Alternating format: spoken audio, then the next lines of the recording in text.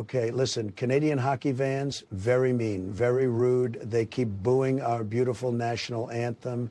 And quite frankly, I have seen enough. It's disgusting and it hurts Elon's feelings.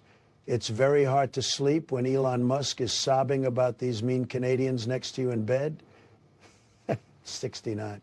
Guys, if you just stay really quiet and go outside for a second, you can literally hear Canada laughing at us right now. Listen.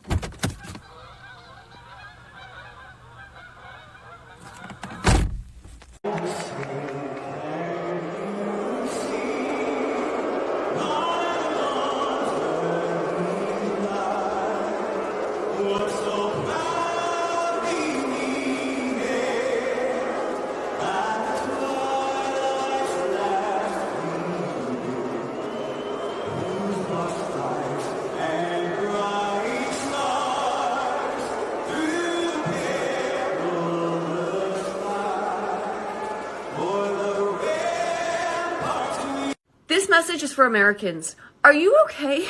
What do you get taught in school? Because this is the second comment that I've received from an American assuming Canadians live near the US border because we love America. This person also thinks we call ourselves North American because we love America. There is a reason why the world thinks that Americans are stupid, okay? She just said what everyone outside America whispers at dinner tables. The stereotype exists because moments like this keep happening. Grown adults genuinely believing a whole country clusters near a border out of pure admiration. That's not patriotism, that's just embarrassing. The scariest part isn't the ignorance itself, it's the confidence that comes with it. Nobody who actually knew better would say this stuff out loud with a straight face. Really living up to your stereotype. Would you like to see Donald Trump take over Canada, make a state? You know, I think there are millions of Canadians that would take that and prefer that over, you know, the liberal government up there destroyed the country. And it's just a shame. Trump as a dictator or Biden as a president? I'd rather have Trump as a dictator than Biden any day. It's kind of obvious who knows what they're doing. There's no dictatorship with Trump. He cares. He's for America. People are fed up with the investigations after investigations. They want to see something, and that's what they liked about Trump. He made promises, and he kept them. Illegal immigration, I don't like him. I don't like him. If you want to come in the United States, you need to apply. And if you're not a criminal, you're able to come, you know? Not illegal. Illegal people, you know, we don't change the illegal law. If you're coming in illegal, you're making the crime. What are you hoping to hear from Trump? Anything. Like what? Anything that Trump got to say, I'm ready for it. Yeah, I love Trump. Wait, she just said it. Out loud, with her whole chest, she'd rather have a dictator than a president. Do you understand how much conditioning it takes to get someone to say that and feel righteous about it? This isn't a political opinion anymore. This is someone who has been so thoroughly convinced that democracy itself is the enemy. And the wildest part is she probably thinks she's the one fighting for freedom. That gap between what people believe and what they're actually saying is where democracies go to die. This should terrify everyone, regardless of which side you're on. How old were you when you realized that the US is getting cracked by Canada? If you live in the circled states, I'm sorry. So once again, the Republicans are triggered by President Obama. He could breathe and they'd be angry. And this time they're upset because he met with Prime Minister Mark Carney of Canada. That's it. Carney said on social media, "Welcome back to Canada, President Obama. Thanks for joining us in Toronto for important conversations on how we build a better future." Normal stuff, right? But for MAGA, they think that something deeper is going on. For example, Laura Loomer said, "Why is Obama meeting with world leaders while Trump is in office? This is a coup." She thinks that Obama meeting with Carney is an attempt to overthrow the United States government. Another popular MAGA account on Twitter said, "He's a former president. This violates the Logan Act." No, it does not. Honestly, I don't know what the F he thinks he's doing. The balls the Democrats have, unbelievable. I actually responded to that tweet by saying, "This you," referencing her back in 2024, celebrating Donald Trump meeting with Netanyahu at Mar-a-Lago. The MAGA Republicans hate Obama because he's better than Donald Trump in every single way, and people actually like him. He's one of the most popular politicians in America, despite leaving the presidency years ago. People still love him. What would be one thing you'd want to see him do for the country should he be back in office? Seal that border. Close it up. Build the wall. Yes. Would you want him to build a wall on the northern border as well? I don't know. Now they're going up there, so, I mean, that's a whole new can of worms. Like, there's too many criminals, and gangsters and everybody else like that they're letting in, and that's, they're coming in and, killing our people here. And like he said, I mean, I'm for helping people, but why do we want all these gang people in here? We got so many problems anymore, and to me, it's from letting all these people in that shouldn't be in here. And do we think most of them are gangs, or? I think a lot of them are anymore. I think that's the people that are coming in. I mean, they're stealing young kids and all this just so they can get in here, acting like they're related and, Stealing kids just to cross a border, that's the story she's telling herself. Not desperate families, not poverty, not violence. No, it's all a criminal operation. Apparently, fear does this to people. It replaces complexity with monsters because monsters are easier to hate than human beings. The data has never supported this narrative, not once. But data doesn't give you the same adrenaline rush that fear does. And someone decided a long time ago that a scared voter is a reliable voter. So here we are. Do you think we should build a wall? Absolutely. Look at Israel. And what about on the Canadian border? Well, Israel maybe not a great example these days. You're talking about Canada? No. You wouldn't build it on the Canadian border? Absolutely not. Because people from Canada don't want to come to the United States. But 60% of the people that are apprehended at the Canadian-American border are from Mexico. I understand that. Okay. I would heighten the security level. I'd put in some sort of barrier, but I wouldn't build that billion-dollar wall that Donald Trump wants to build. 60% of the people that are caught coming in from the northern border are Mexican. Do you think we should be paying attention to both borders in the same way? I think definitely the southern border should be our number one priority first, but overall around, I think we should keep our country on lock, though, for sure. Should we build a wall in both places? Should we build a wall around America? Well, just sort of on both borders. Both borders? I believe so, yeah, for sure, for sure. Deal with the immigration at the southern border where there's... The MAGA party is the last breath of the Confederacy, and I'll be happy to see millennials and Gen Z bury y'all. There will be no more of your party. The midterms gonna come, y'all gonna get wiped out, and I'ma love every second of it. Because y'all loved every second of the suffering that he caused to everybody in this country.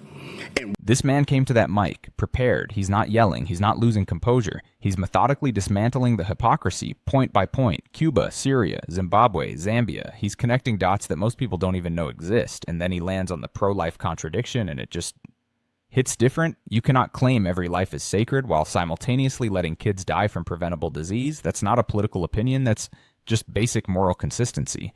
The silence that follows a statement like that says more than any rebuttal could. Worldwide, we starve in Cuba. We bomb Nigeria.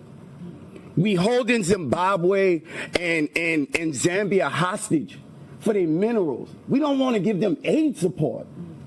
The pro-lifers that say all life is special, y'all letting kids die of AIDS. What part of your Bible say that? Point out the scripture. I think everybody would love to see it. We would love to see y'all in the midterms. Thank you for your testimony, sir. The MAGA party is the last breath of the... Oh, say, can you see by the dawn's early light what so proudly we hailed at the twilight's last gleaming? That doesn't happen very often. Ahead of a match on Saturday, Canadian hockey fans booed. The ones that were booing did so during the entirety of the performance of our national anthem, with Prime Minister Justin Trudeau. An entire arena sustained booing through the whole anthem. That doesn't happen by accident. That's coordinated collective emotion. Canada is not a country known for this kind of public display. They're famously polite, so when they boo like this, it means something shifted deeply. You don't get a reaction this unified without months of accumulated frustration finally finding an outlet. This is what happens when you poke an ally repeatedly and call it negotiation. In the crowd. It's a telling moment about where we are with one of our closest allies after repeated attacks on Canada by America's President Donald Trump. President Trump said... What now? What did he say? President Trump said the United States invented everything.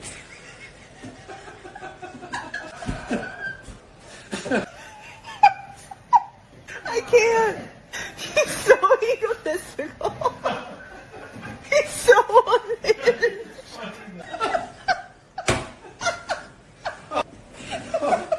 Oh my goodness, my stomach hurts. It's what? The man's got a MAGA hat on. It's MAGA He's hat. wearing a MAGA hat. Oh my god, he's wearing a MAGA. He's wearing a MAGA hat. Panic. Everyone panic. What's a MAGA hat? What's a MAGA hat? Make America great again, Donald Trump. Who's that? Who's Donald Trump? No, who's got a MAGA hat? The man in the tub. Oh. Yes. Okay, so I got a really good brand deal offer. Yay! But they want you guys to be in it. Yay! Right? But there's a catch, kind of. What? So it's for, like, MAGA. Ew! No, man, we raised it a little better than that. Are you serious? You wouldn't even... You would do that with your family? That's not who you are. Well, guys, those aren't your values. You were raised to take care of people and be kind. Yeah. Wait, guys. She's genuinely trying to protect someone she loves from a brand deal, and that tells you everything about where we are culturally right now. Political alignment has become so tied to identity that accepting money from a certain group feels like a betrayal of who you are. That's not normal. That's what happens after years of tribalism getting baked into every single decision. The fact that a brand deal is now a moral crisis is honestly kind of wild when you sit with it. We are always for the underdog. MAGA is not for the underdog. Wait. Wait, guys. What? It's a lot of money, though. So what? A lot of things are a lot of money. I don't care about money. You have principles. You have values. You cannot. But guys, they just want me to say, like, we went to, like, church as a kid. No, that would be a big lie. You didn't go to church once in your life. You guys hated church. What do you mean church? Guys. So you're gonna say that you're just gonna make shit up? People that go to church shouldn't support MAGA. It's horrible. It's the antithesis of being a good person. I think you need to think about your values. Dang, Fox News again, huh? What are they saying today? Drag queens making your kids gay again? Nope, they're saying an ICE agent got charged with assault in Minnesota. I'll be damned, about time some justice got served around there. Oh, really? So you don't support law enforcement? ICE? As in a private mass military force that's terrorizing American cities? No, I don't support that. Do you? I thought you fucking hated cops. Hell no, back to blue, baby. What about that one cop who pulled you over on the other side of town the other day for drinking and driving on the lawnmower and then you tried to run away? Now that's different and you know it. He could have been out there catching real criminals. Oh, real criminals, huh? You mean like how when you didn't tell the IRS about that little mirror sniffing side business you had going on? Now you know damn well I was just doing what I had to do to get by and put food on the table. Yeah, and just what in the fuck do you think immigrants are trying to do? You know what? I don't have to sit here and listen to this. I'm going down to the bar to drink my ass off and listen to the 90s country tribute band tonight. Well, dang, man, I didn't know you liked country music so damn much. Press play on that beat real quick. Okay. I don't see you on the front line, don't.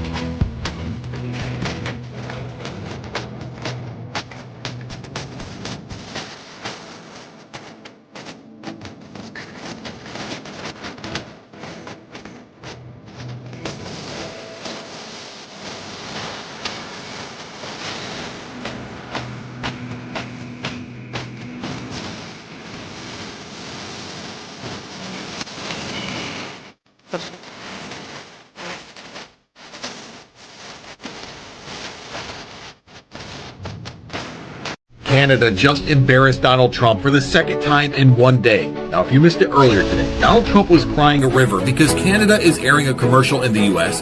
that discusses the dangers to the U.S. economy of tariffs. And Donald Trump thought he could show Canada by saying he was going to stop all trade negotiations with them. Well, Mark Carney responded by saying, I don't care. I'm headed to Asia anyways to secure trade deals that you thought you would get. That's right. Canada is taking the trade deals that Donald Trump promised he would get. Remember 90 deals in 90 days? Never happened. But Mark Carney has already secured a trade deal with Indonesia. He's in Malaysia securing... This is the part that nobody in the MAGA sphere wants to talk about. While the threats and the tantrums and the tariff announcements were flying, the rest of the world quietly started making other arrangements. Indonesia, Malaysia, China, these aren't small markets. This is a fundamental restructuring of global trade relationships happening in real time. And it's not happening because of strength. It's happening because unpredictability became the policy. When your closest allies can't trust your word from one week to the next, they don't wait around. They pivot, they adapt, they secure what they need elsewhere. The 90 deals in 90 days promise aged like milk left in a hot car, and Canada just turned that failure into their own opportunity. That's not luck, that's leadership reading the room. Another. And he said he's going to all of the economic powers in Asia, which includes China. Donald Trump thought he could control the world, that the world would come begging to him to make trade deals. Remember, he said they were on the phone begging, please, we'll do anything to make a trade deal. Well, Mark Carney and the rest of the world are saying, go pound sand, Donald, because we're moving on without you. And all of his threats are now empty and hollow. That every day we're reminded that we live in an era of great power rivalry, that the rules-based order is fading, that the strong can do what they can and the weak must suffer what they must. And this aphorism of Thucydides is presented as inevitable, as the natural logic of international relations reasserting itself. And faced with this logic, there is a strong tendency for countries to go along to get along, to accommodate, to avoid trouble, to hope that compliance will buy safety. Well, it won't. So what are our options? Stop scrolling. You will not believe what just happened. The ultimate political pivot has officially dropped. The Canadian Prime Minister Mark Carney just went to New York City and basically bent the knee to the MAGA agenda. For months, it was all about fighting back against U.S. tariffs and trade pressure. But behind the scenes, facing the reality of the U.S.-Canada economic tie, Carney just realized that Trump was playing chess. Instead of fighting, Canada decided to jump on the Trump train. Listen to the exact words Carney said to a room full of business leaders in New York. He literally dropped the line. Canada strong will help make America great again. Yes, you heard that right. He co-opted the phrase right out of Trump's playbook. He basically admitted that Canada cannot survive in the bubble, and that a truly self-sufficient and confident Canada is exactly what America needs to win on the global stage. It's a massive shift right before the massive trade negotiations begin. What do you think about this crazy alliance? Let me know in the comments. Canada has been ripping off the United States of America and hardworking Americans for decades. If you look at the rates of tariffs across the board that Canadians have been imposing on the American people and our workers here, it is egregious. In fact, I have a handy-dandy chart here that shows not just Canada, but the rate of tariffs across the board. If you look at Canada, since you brought it up, American cheese and butter, nearly 300% tariff. You look at India. She's presenting numbers without a single word of context and calling it journalism. Canada's dairy tariffs exist because American agricultural subsidies are so massive they would annihilate Canadian family farms overnight without protection. You can't subsidize your own industry into dominance and then call the other guy's defense mechanism unfair. That's not reciprocity. That's just wanting to win by different rules. The chart looks dramatic until you understand why those numbers are there. And explaining why would ruin the whole narrative she's selling. 150% tariff on American alcohol. You think that's helping Kentucky bourbon be exported into India? I don't think so. 100% tariff on agricultural products from India. Look at Japan tariffing rice, 700%. President Trump believes in reciprocity, and it is about dang time that we have a president who actually looks out for the interests of American businesses and workers. And all he's asking for at the end of the day are fair and balanced trade practices, and unfortunately, Canada has not been treating us very fairly at all over the past several decades.